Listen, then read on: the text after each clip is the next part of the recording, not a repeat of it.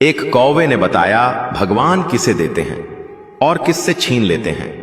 प्रिय भक्तों, क्या आपने कभी यह सोचा है कि कोई इंसान रोज भगवान का नाम लेता है, मंदिर भी जाता है, पूजा पाठ भी करता है, फिर भी उसके जीवन में दुख, अभाव और अशांति क्यों बनी रहती है? क्या केवल भगवान का नाम लेना ही जीवन की सभी समस्याओं का समाधान है, या फिर भक्ति के पीछे छिपा कोई ऐसा गूढ़ सत्य है जिसे हम समझ ही नहीं पाते? कई लोग कहते हैं, मैं तो भगवान को मानता हूं, फिर मेरे साथ ही ऐसा क्यों हो जाता है। लेकिन शायद हम यह नहीं समझते कि भगवान को मानने और भगवान पर चलने में बहुत बड़ा अंतर होता है। आज की यह कथा उसी अंतर को उजागर करेगी, जहां एक ऐसा व्यक्ति है जिसके पास कुछ भी नहीं, फिर भी वह भीतर से पूर्ण है, और दूसरा ऐसा है जिसके पास सब कुछ है, फिर भी वह बेचैन और दुखी है। इस कथा में भगवान स्वयं यह प्रकट करेंगे कि वे किसे धन देते हैं, किससे छीनते हैं, और क्यों कई बार नाम जपने वाला भी जीवन की पीड़ा से मुक्त नहीं हो पाता। तो बने रहिए इस कथा के अंत तक, क्योंकि आज की यह कथा केवल सुनने के लिए नहीं, बल्कि अपने जीवन को समझने के लिए है। आज की कथा में हम जानेंगे कि आखिर भगवान का नाम लेने के बाद भी इंसान दुखी क्यों रह जाता है। सांझ का समय था। एक पीपल की ऊंची डाल पर एक काला कौवा बैठा हुआ था। उसकी आंखों में अजीब सी चमक थी, ऐसी चमक जो केवल देखी हुई पीड़ा और समझे हुए सत्य से जन्म लेती है। उसके पास ही उसी डाल पर उसकी कौआनी पत्नी बैठी थी। काफी देर से वह कुछ सोच रही थी। फिर अचानक उसने प्रश्न किया, स्वामी, एक बात पूछूं? कौए ने चोंच बंद रखी, आंखें बंद की, मानो जानता हो कि यह प्रश्न साधारण नहीं होगा।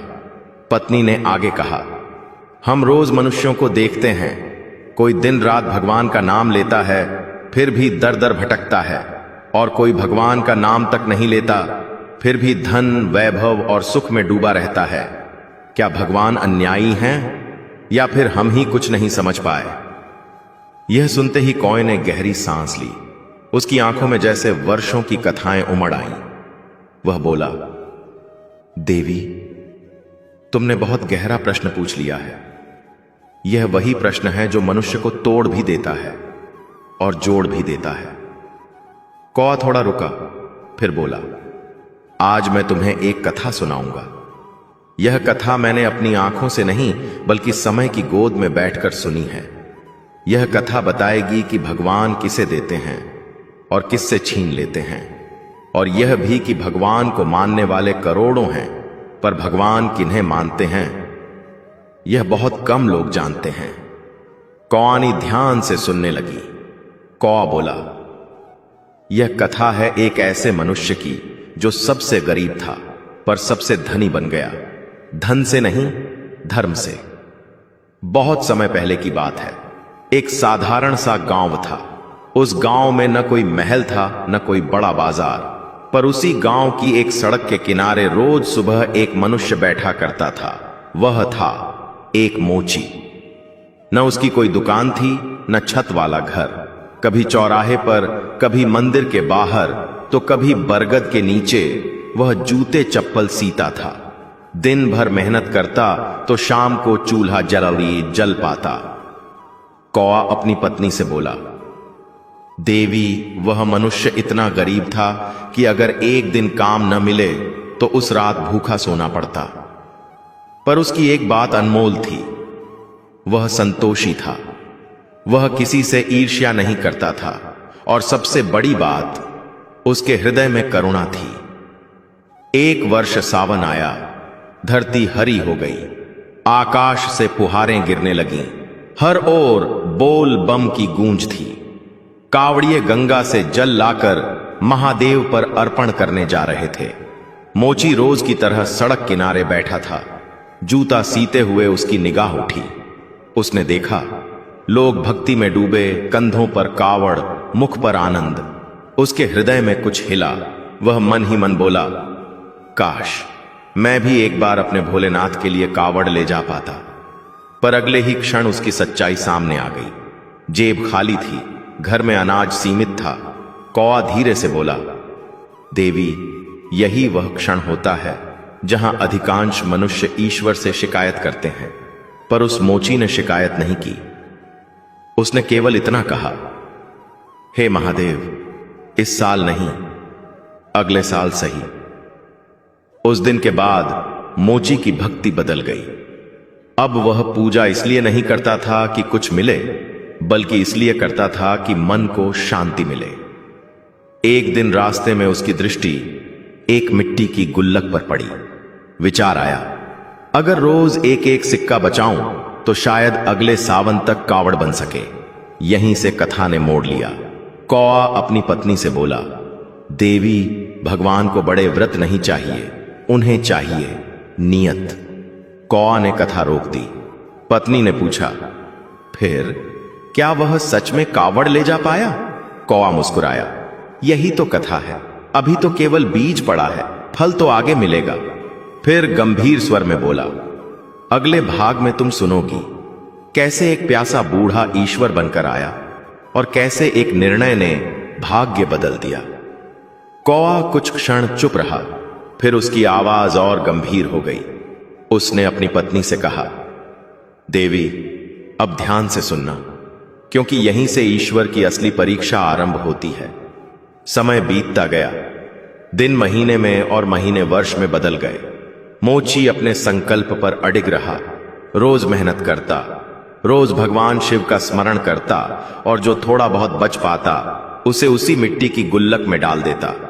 कई बार ऐसा भी हुआ कि दिन भर काम के बाद जेब में कुछ बचा ही नहीं, तब वह खाली हाथ घर लौटा, लेकिन मन में कभी शिकायत नहीं आई। वह केवल इतना कहता, हे भोलेनाथ, आज नहीं बचा तो क्या हुआ, आपकी इच्छा रही तो कल बच जाएगा। उसकी पत्नी भी उसी भावना से जुड़ गई। वह भी घर के छोटे छोटे त्याग करने लगी। कभी अपने हिस्से की रोटी कम कर देती, कभी आवश्यकता को टाल देती। इस प्रकार गुल्लक धीरे धीरे भरने लगी और साथ ही भरता गया उस मोची का विश्वास। इधर सावन फिर से आने को था। वातावरण फिर से शिवमय होने लगा। हर ओर कावड़ यात्राओं की चर्चा होने लगी।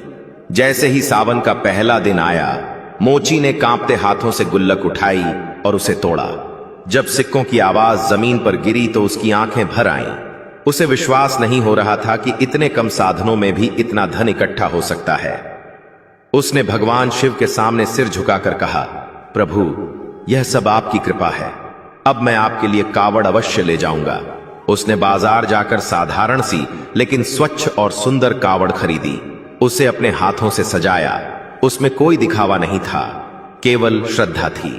फिर वह गंगा तट की ओर चला। गंगा स्नान किया, जल भरा और कावड़ को कंधे पर रख लिया। उसका मन आनंद से भर गया। वह नाचता नहीं था, ऊंचे स्वर में नारे नहीं लगा रहा था, पर उसका मन भीतर से ओम नमः शिवाय का जाप कर रहा था। वह जैसे जैसे आगे बढ़ रहा था, रास्ते में अनेक कावड़िए मिले। कुछ थके हुए थे, कुछ जल्दबाजी में थे, कुछ केवल परंपरा निभा रहे थे। तभी एक स्थान पर उसने देखा कि सड़क किनारे एक बहुत ही वृद्ध पुरुष बैठा है। शरीर दुर्बल, आंखें बुझी हुई, गला सूखा हुआ। वह हर आने जाने वाले से पानी मांग रहा था, लेकिन कोई रुक नहीं रहा था। कोई कहता, यह जल शिव का है। कोई कहता, आगे देर हो रही है। कोई उसे झिड़क देता। वह बूढ़ा बार बार करुण स्वर में कहता, बेटा, एक घूंट जल दे दो, प्राण निकल रहे हैं। परंतु भक्तों की भीड़ में मानवता कहीं दब गई थी। कौआ अपनी पत्नी से बोला, देवी, यही वह क्षण है जहां अधिकतर लोग धर्म और दया में फर्क नहीं कर पाते। मोची जब वहां पहुंचा तो वह दृश्य देखकर ठिठक गया। बूढ़े की हालत देखकर उसका हृदय कांप उठा। बूढ़े ने उसे देखकर फिर वही विनती की, बेटा, अगर आज पानी न मिला तो मैं जीवित नहीं बचूंगा। मोची के हाथ कांपने लगे। उसकी आंखों के सामने पूरा एक वर्ष घूम गया। वह गुल्लक, वह त्याग, वह सपना। एक पल के लिए उसका मन डगमगाया। फिर उसने भीतर झांका और अपने आप से पूछा, क्या मेरा धर्म केवल जल चढ़ाना है या किसी प्राण की रक्षा करना? उसी क्षण उसने निर्णय ले लिया। उसने मन ही मन भगवान शिव से कहा, हे प्रभु, यदि आप सच्चे हैं तो आप मेरी भावना समझेंगे। यदि यह जल आज आपके लिए नहीं चढ़ा तो भी आप नाराज नहीं होंगे। इतना कहकर उसने कावड़ से जल निकाला और बूढ़े को पिला दिया। बूढ़े की आंखों में जान लौट आई। उसने गहरी सांस ली, मोची के सिर पर हाथ रखा और मंद मुस्कान के साथ कुछ बेलपत्र उसके लोटे में रख दिए। कहा, बेटा, आज तुम खाली हाथ नहीं जाओगे। घर जाकर पूजा के स्थान पर इस लोटे को रख देना, सुबह देखना। इतना कहकर वह बूढ़ा धीरे धीरे आगे बढ़ा और कुछ ही दूरी पर अदृश्य हो गया। मोची समझ नहीं पाया कि यह सब क्या हुआ। वह बिना जल के, बिना कावड़ के घर लौट आया। पत्नी को सारी बात बताई। दोनों ने बिना किसी अपेक्षा के पूजा की। रात बीती। सुबह जब उन्होंने लौटा खोला तो उसमें स्वर्ण मुद्राएं चमक रही थीं। कौवा यहां रुककर अपनी पत्नी से बोला, देवी, यहीं से ईश्वर देने लगते हैं। लेकिन कहानी अभी समाप्त नहीं हुई, क्योंकि ईश्वर देना जानते हैं तो परीक्षा भी पूरी लेते हैं। जब वह मोची स्वर्ण मुद्राएं देखकर स्तब्ध रह गया, तब उसके हाथ कांप रहे थे, आंखों से आंसू बह रहे थे और मन में केवल एक ही भाव था कि यह सब किसी मनुष्य की शक्ति नहीं, बल्कि उसी करुणामय सत्ता की लीला है जिसने उसे 1 वर्ष पहले त्याग करना सिखाया था। उसने उन मुद्राओं को छुआ नहीं, बल्कि पहले भगवान शिव का स्मरण किया और कहा कि हे प्रभु, यह धन मेरा नहीं है। यदि आपने दिया है तो इसका उपयोग भी आपकी इच्छा से ही होगा। उसी दिन से उसके जीवन की दिशा बदल गई। उसने दिखावे में धन नहीं लुटाया, न किसी को नीचा दिखाया, बल्कि उसी पुराने स्वभाव के साथ अपने काम को आगे बढ़ाया। अंतर केवल इतना था कि अब उसके पास स्थिर स्थान था।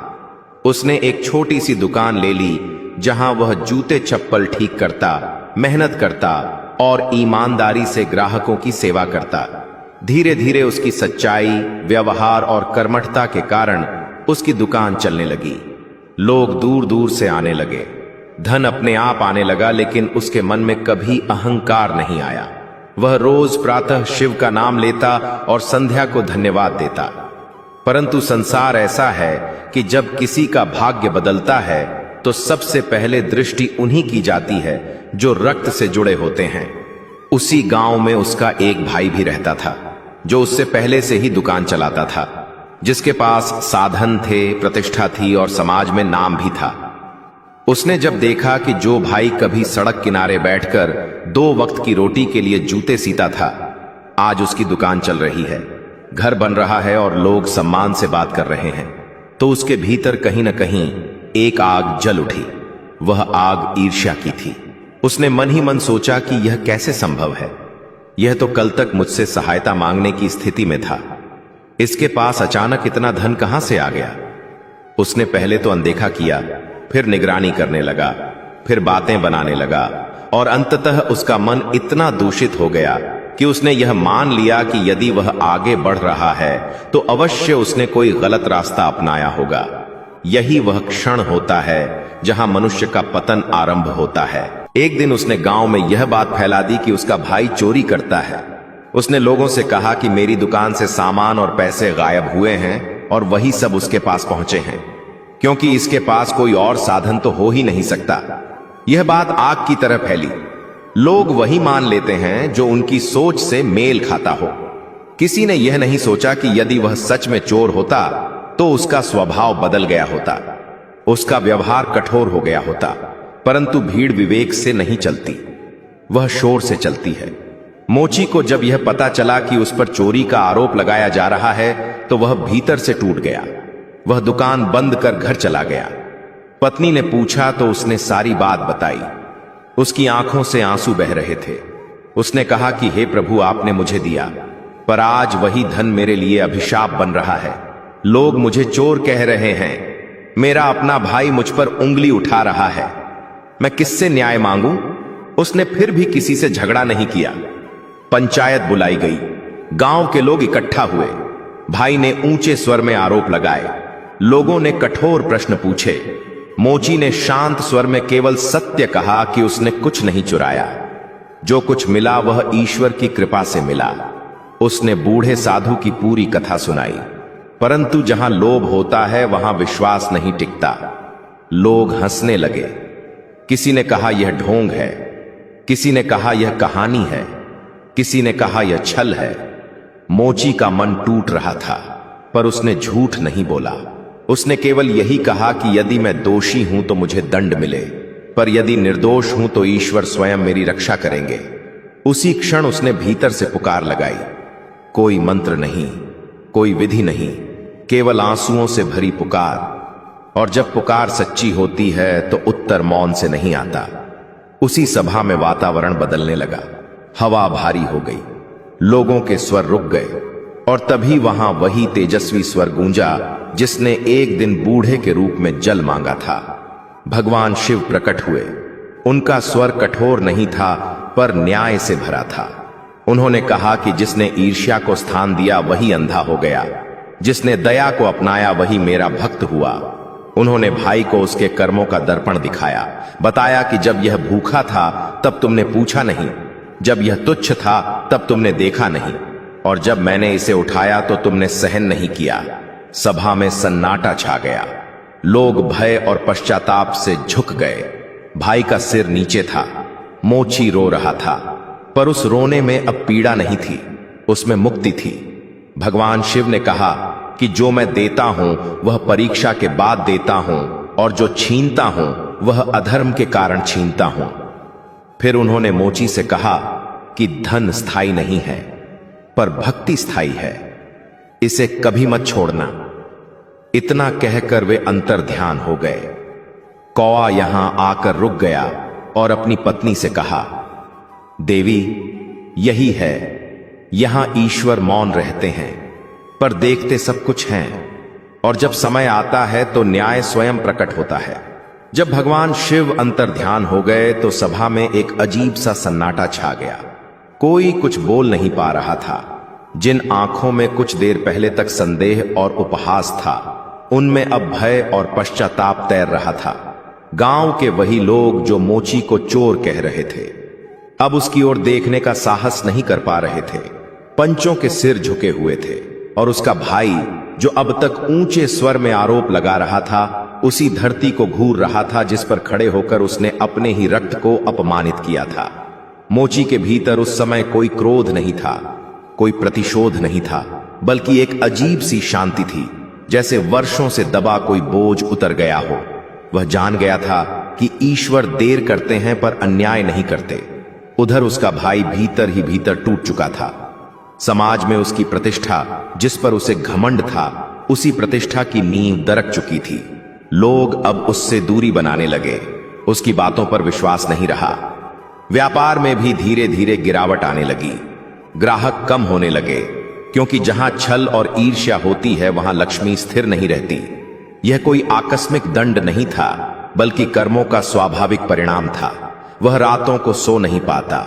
उसे बार बार वही दृश्य याद आता जब भगवान शिव ने उसके कर्मों को उजागर किया था। भीतर से ग्लानि उसे खाए जा रही थी। दूसरी ओर मोची का जीवन बाहरी रूप से सुखद हो गया था, पर भीतर वह पहले से भी अधिक विनम्र हो गया। उसने कभी यह नहीं कहा कि देखो भगवान मेरे पक्ष में आए। उसने कभी भाई को ताना नहीं मारा, बल्कि एक दिन स्वयं उसके घर गया, उसके चरणों में बैठकर बोला कि भाई, यदि मुझसे जाने अनजाने में कोई भूल हुई हो तो मुझे क्षमा कर दो। यह सुनकर उसका भाई फूट फूट कर रो पड़ा, क्योंकि उसे पहली बार समझ आया कि वास्तविक संपत्ति धन नहीं बल्कि वह हृदय है जिसमें दया और क्षमा बसती है।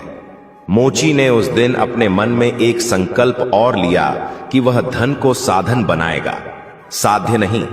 उसने गरीबों की सहायता शुरू की, पर बिना घोषणा के, बिना दिखावे के। उसने भूखों को भोजन दिया, यात्रियों को जल पिलाया, और हर उस व्यक्ति की सहायता की जो सच में आवश्यकता में था। समाज धीरे धीरे बदलने लगा। लोग समझने लगे कि धर्म केवल मंदिर में नहीं बल्कि व्यवहार में होता है। गांव में पहले जहां ईर्ष्या थी, वहां अब आत्मचिंतन होने लगा। लोग अपने बच्चों को मोची का उदाहरण देने लगे कि देखो, यह है सच्ची भक्ति, जो पाने के बाद भी झुकना सिखाती है। कौआ अपनी पत्नी से बोला, देवी, यही वह चरण होता है जहां ईश्वर धन देकर भी भक्त को बांधते नहीं बल्कि उसे मुक्त कर देते हैं, क्योंकि अब वह भक्त धन का दास नहीं रहता, धन उसका सेवक बन जाता है। मोची की रातें अब भी शिव स्मरण में कटती थीं। पर उसकी प्रार्थना बदल चुकी थी। वह अब कुछ मांगता नहीं था, केवल यही कहता था कि हे प्रभु, मुझे इतना विवेक देना कि जो आपने दिया है उसका अहंकार मेरे भीतर न आए, और जो कभी छिन जाए तो शिकायत मेरे होठों तक न पहुंचे। यही प्रार्थना उसे भीतर से और ऊंचा उठा रही थी, और यही वह स्थिति थी जहां ईश्वर अंतिम परीक्षा की तैयारी कर रहे थे। जब प्रभात का प्रथम प्रकाश गांव की कच्ची गलियों पर उतरा तो वह दिन साधारण नहीं था, क्योंकि उस भोर में मोची के भीतर वर्षों से संचित साधना अपने पूर्ण निष्कर्ष की ओर बढ़ रही थी। रात भर वह शिव स्मरण में डूबा रहा था। न आंखों में निद्रा थी, न मन में किसी प्रकार की कामना, बस एक सहज स्वीकार था कि जो है वही ईश्वर की इच्छा है। उसी क्षण गांव के बाहर श्मशान के समीप वही कौआ और उसकी पत्नी फिर प्रकट हुए, जैसे साक्षी बनने आए हों किसी अंतिम उद्घाटन के। कौए की पत्नी ने धीरे से पूछा, स्वामी, क्या यही वह अंत है जहां ईश्वर अपने भक्त को धन देकर भी बांधते नहीं?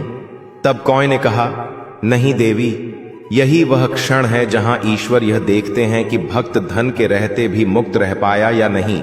उसी समय आकाश में वही दिव्य स्पंदन हुआ, पर इस बार न कोई भव्य रूप था, न कोई गर्जना, बस एक अदृश्य उपस्थिति थी जो हृदय के भीतर उतरती चली गई। मोची को ऐसा लगा जैसे कोई उसके अंतर्मन से पूछ रहा हो, यदि आज सब कुछ छिन जाए तो क्या तुम्हारी भक्ति कम हो जाएगी? और उसी क्षण उसके भीतर से उत्तर उठा, नहीं प्रभु, क्योंकि जो दिया वह भी तुम्हारा था और जो लिया वह भी तुम्हारा ही होगा। यह सुनते ही मानो अदृश्य रूप से उसकी अंतिम परीक्षा पूर्ण हो गई। उसी दिन गांव में एक अनहोनी घटी। अचानक व्यापार के मार्ग बदल गए। जिस बाजार से मोची को लाभ होता था वहां मंदी आ गई। लोग हैरान थे कि जिसके पास सब कुछ था वही शांत कैसे है, पर मोची के चेहरे पर वही संतोष था, वही नम्र मुस्कान। उसने न किसी को दोष दिया, न ईश्वर से शिकायत की, बल्कि उसी दिन उसने वह अतिरिक्त धन दान कर दिया जो उसके पास था, क्योंकि अब उसे समझ आ चुका था कि धन का आगमन और निर्गमन दोनों ही ईश्वर की लीला है। उसका भाई जो अब प्रायश्चित के मार्ग पर था, यह दृश्य देखकर चरणों में गिर पड़ा और बोला, भाई, आज समझ आया कि भगवान ने मुझे क्यों गिराया और तुम्हें क्यों उठाया, क्योंकि उठकर भी तुम झुके रहे और गिरकर भी मैं अकड़ता रहा। मोची ने उसे उठाकर गले लगाया और कहा, गिरना और उठना दोनों ही प्रभु की शिक्षा है, बस जो सीख ले वही धन्य है। उसी शाम गांव के सभी लोग एकत्र हुए, न पंचायत के लिए, न निर्णय के लिए, बल्कि आत्मचिंतन के लिए। उन्होंने पहली बार समझा कि सच्चा धर्म प्रदर्शन नहीं बल्कि संयम है, सच्ची भक्ति मांग नहीं बल्कि समर्पण है, और सच्चा धन वही है जो मन को बांधे नहीं बल्कि मुक्त करे। कौआ और उसकी पत्नी ने यह दृश्य देखा और आकाश की ओर उड़ते हुए बोले, आज हमें उत्तर मिल गया। भगवान न धन देते हैं न छीनते हैं, वे तो केवल पात्र की परीक्षा लेते हैं। जो पात्र अहंकार से भरा हो उससे छीनकर खाली करते हैं, और जो पात्र विनम्र हो उसे भरकर भी हल्का रखते हैं। मोची उस रात फिर शिव का नाम लेकर सोया, पर अब उसकी नींद साधारण मनुष्य की नींद नहीं थी। वह नींद थी उस आत्मा की जिसने संसार में रहते हुए संसार को पकड़ना छोड़ दिया था, और यही वह अवस्था थी जहां मनुष्य जीव नहीं रह जाता, साधक बन जाता है, और साधक के लिए न लाभ रहता है न हानि, केवल लीला का रस रहता है। यही इस कथा का अंतिम सत्य है, यही शिक्षा है, और यही वह गूढ़ रहस्य है जिसे समझ लेने पर जीवन स्वयं साधना बन जाता है। इस पावन कथा को अंत तक सुनने के लिए आप सभी का दिल से धन्यवाद। आशा है कि इस कथा से आपको कुछ न कुछ सीख और शांति अवश्य मिली होगी। भगवान से यही प्रार्थना है कि वे आप सभी के जीवन में सुख, शांति और सद्बुद्धि बनाए रखें। ओम नमः शिवाय। हर हर महादेव।